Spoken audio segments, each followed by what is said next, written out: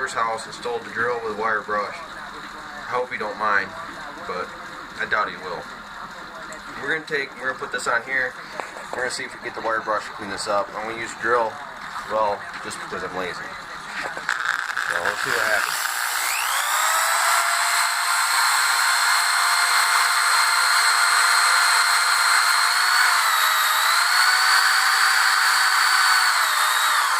And I'm going to tell you guys right now, if you look closely right here, you see how I can pull that apart with my thumb. Do not go across the grain. I've learned my lesson the hard way. After you do that, you must throw it in the garbage. So always make sure you go with it, one way or the other. Try not to hit the plastic too much. A little bit ain't gonna hurt it. See how clean that is there? That's pretty good.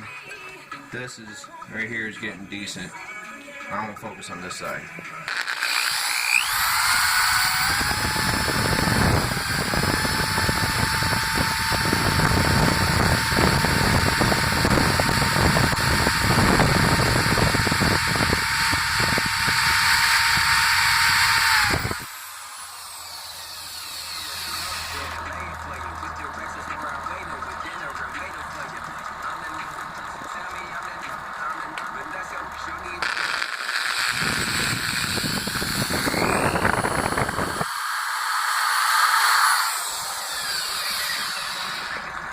See, that's much better. Much better. I'm going to work on it a little bit more. But first, the video kind of cut off on this last time. So, this is what I'm going to do. We're going to take this, seems how it's spinning fine going backwards. We're going to use this to go this way so I can get to it. Spin that around so it shoots the dust down.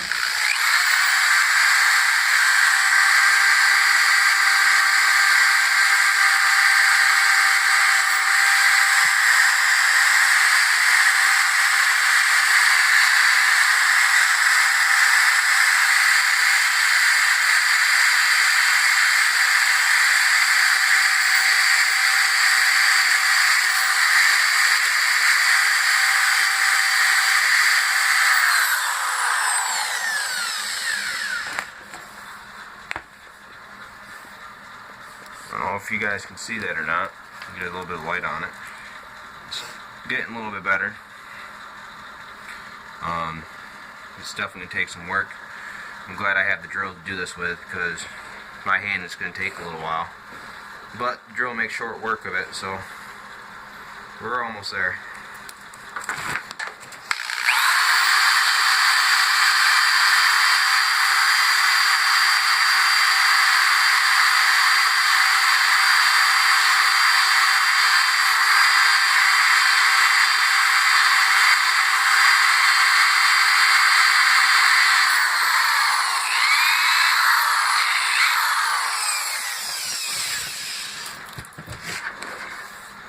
See, that's a lot better.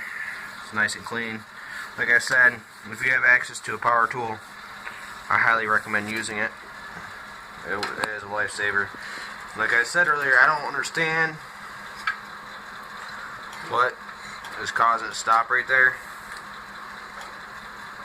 but it seems to be going fine this way until there. But I can spin it past that point there, so I'm not understanding what's exactly causing that. So anyone have any ideas, I'm more than open to trying something at least once. So this little wire is the one that plugs into the bottom side of the coil. I took the liberty of unplugging that in between videos, so I apologize, but I had to do it. So we're gonna come back over here and finish up on this coil.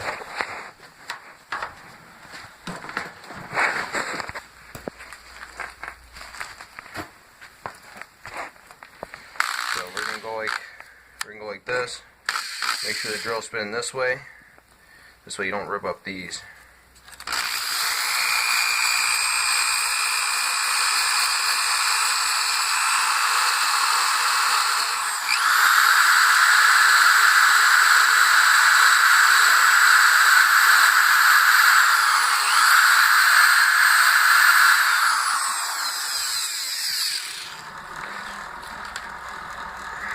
see what we got. Yeah, that'll work. That's pretty clean there. I think we're gonna go with that. Seems how it was running just fine with it covered before, so I think that should be okay. I would get a new one, but I don't know if I'll be able to find one for this. So we'll see what happens.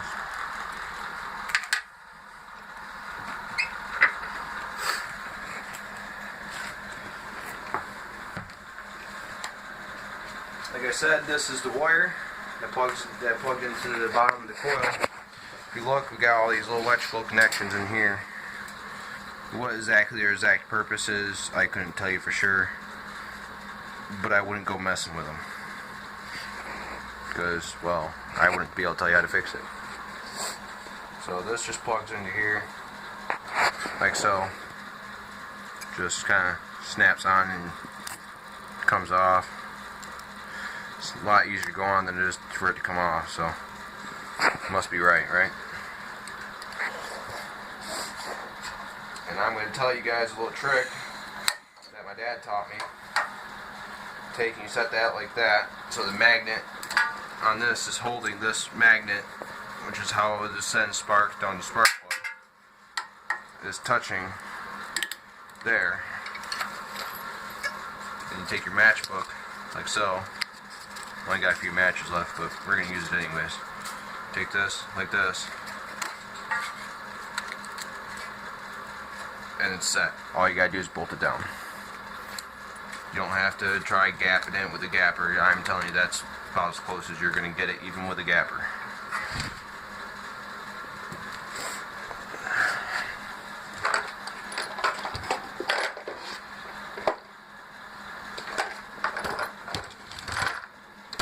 Make sure you do not cross thread these little bolts. They're easy to mess up, and they are heck to find a new one. Like I almost just cross threaded it.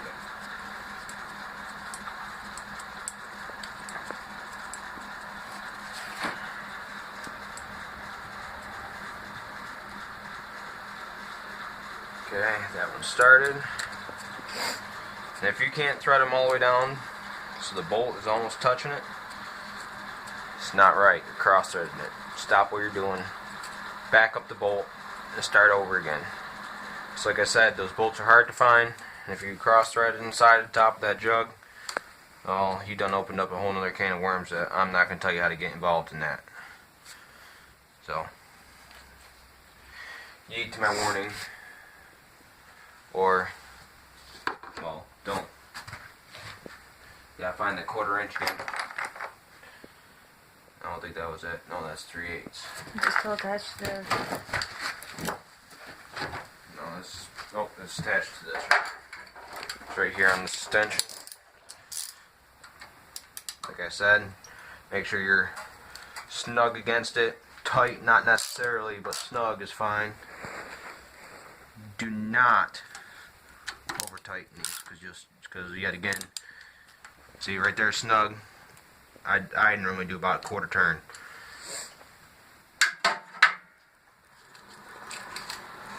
And now,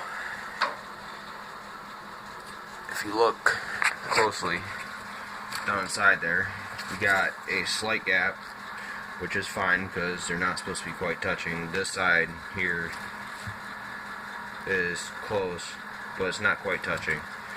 This one here, it's got a little bit more of a gap. I'm not exactly understanding why, but it's okay. It's okay, I'll run like that. As long as this don't come into an issue, because I cannot turn it past that point. I'm not exactly sure what's going on with it. So, we're going to have to dig into that, find out. Hope it ain't crank bearing or something like that. But for right this second, we're going to see if we can tear off this this carburetor. Only thing is we got right around 3/4 tank, or right around 1/4 tank of gas in there. So I got to find some vice grips to clamp down on there. While I take that off. And the guy that had it before me just put zip ties on it, which in theory is okay. It just makes my job a little more difficult. So, see if we can find some vice grips kicking around here. A pair of vice grips, so I'm going to try these clamps. In theory, It should work just fine. All I'm going to do is take this line and see if I can pinch it between the two ends. Now, once I can get it tight enough, gas should not come past this point. I hope it does not come past that point, because, well, that would be a mess. And I don't want a big old mess in the garage. In theory, it works just fine. So, now we got all this stuff back in here. This little hose right here goes right down in here, like so. Just push this off like that. Now it's out of the way. You pull the carburetor off.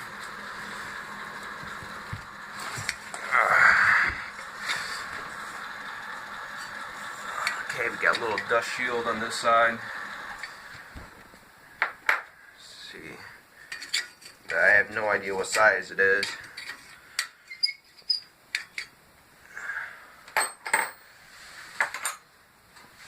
I guess it's a 1/2 inch because that's the size wrench I picked up.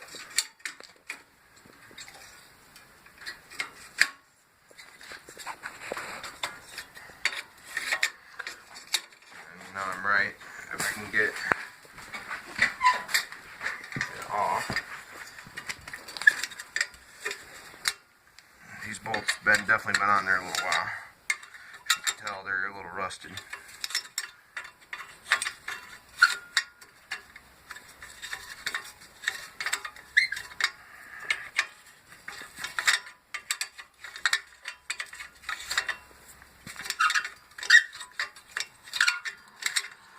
Hoping in the process the muffler don't fall off, and well, it's going to come off. I'll tell you just by how long that bolt is and how funny shaped it is. And that's been on there a little while, as you can tell. All the carbon buildup on it. It's kind of nasty. It's alright.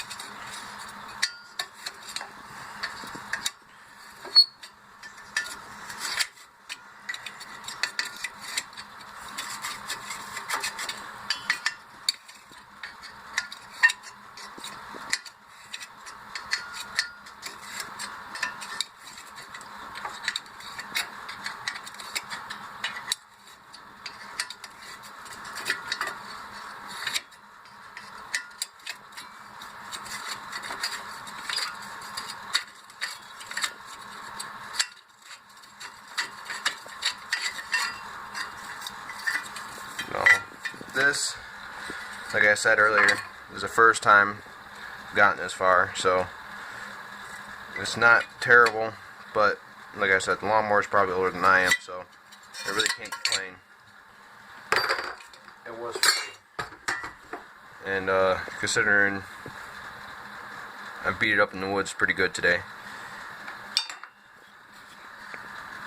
Now,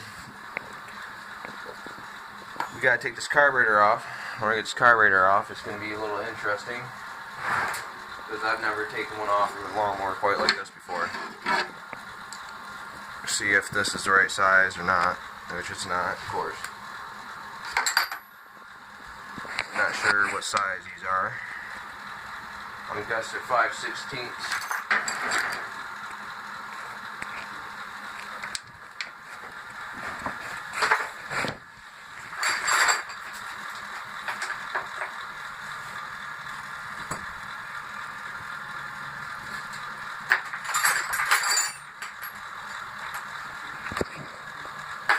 Find a socket, but I got a wrench. This will work.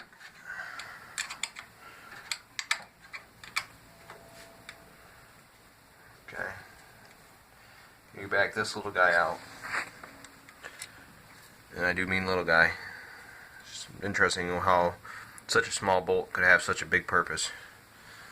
Considering it's holding this backup bracket, is what I call it, for the carburetor. And, well, the spring that's on the carburetor, I don't know what this is supposed to be doing, but it's just hanging out there, so I'm probably not going to put it back on. Okay.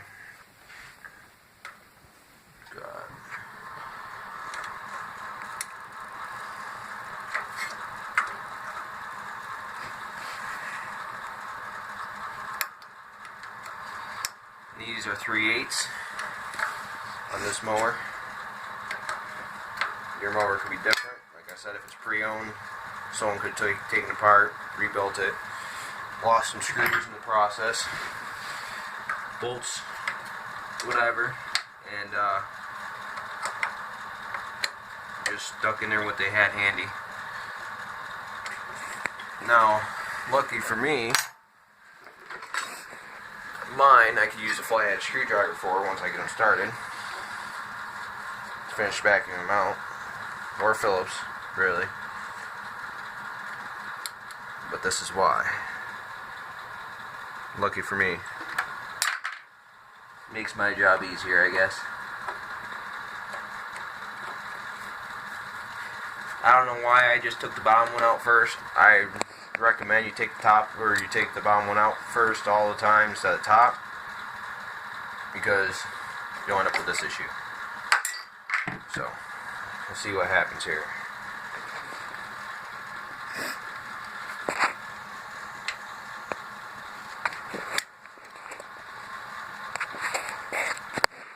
So this is that spring that I was talking about. I'm not exactly sure what it's to. I don't want to mess it up too much. I want to see if I can find out what the actual purpose is on the internet before I decide not to hook it back up. But there's that. Put this back over here. The rest of them. See if I can get this off. This is your throttle cable. I got some gas leak on the carburetor on my finger. It's kind of cold. It is only like 30 degrees outside here today.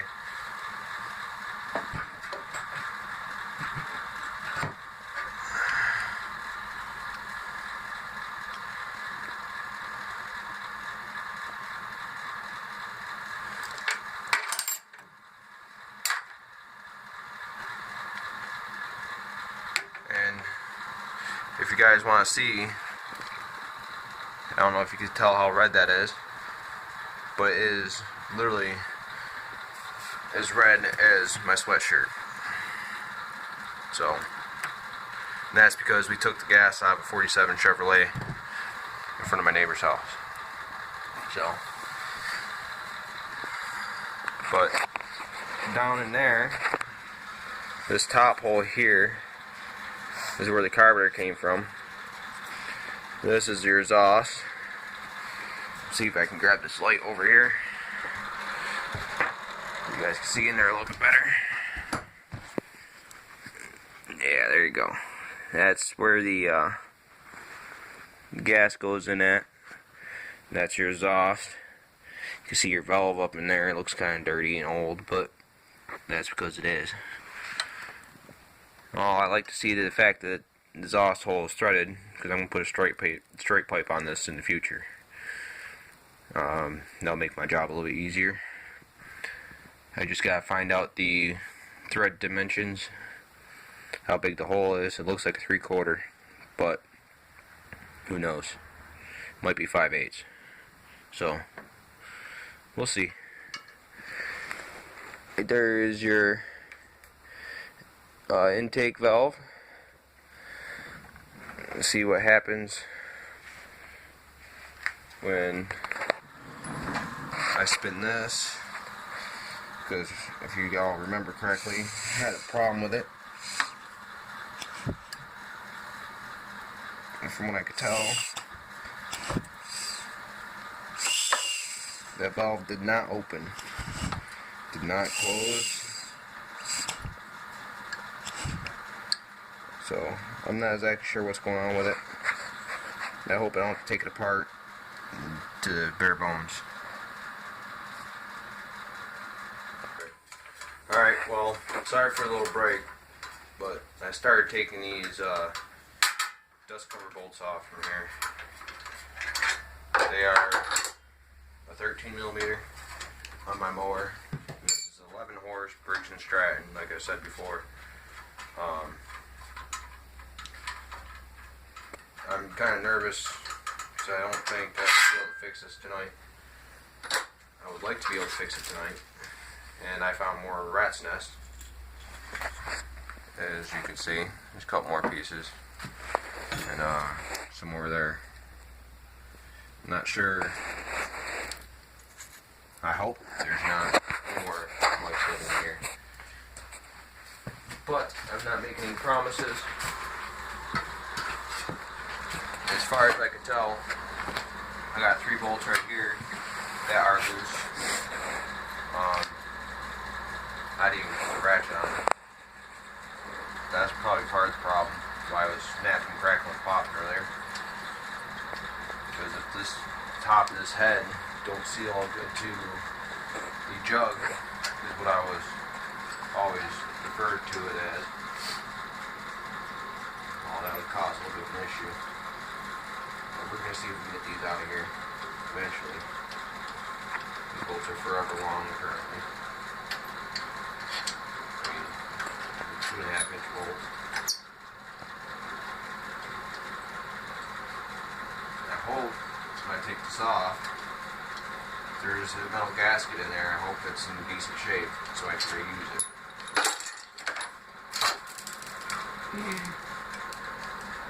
There's the head. Right here's where your spark plug comes through. This will come through like this. Helps if I throw it the right direction. But I am looking at it upside down. So, right there's your spark plug. Right here's where your exhaust valve would be, your intake valve. And here's where the top of the piston is. So, well, as you can see, I can fit my finger behind the exhaust valve and the piston went down.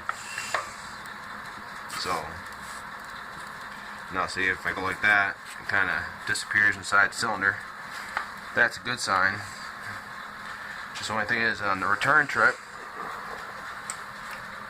it seems to, once it goes back down is when it's locking up. See, now it come back up, and now it stopped at top dead center. So, if anyone has any idea, I'm more than open to suggestions. I'm not exactly sure. I'll take this dust cover off. It feels like there's just a bolt underneath here. I'm not really sure of the size at this moment. But I will find what I need. I'm going to try the 7/16. It is not 7/16.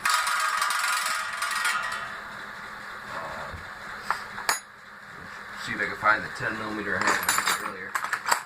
It's right here.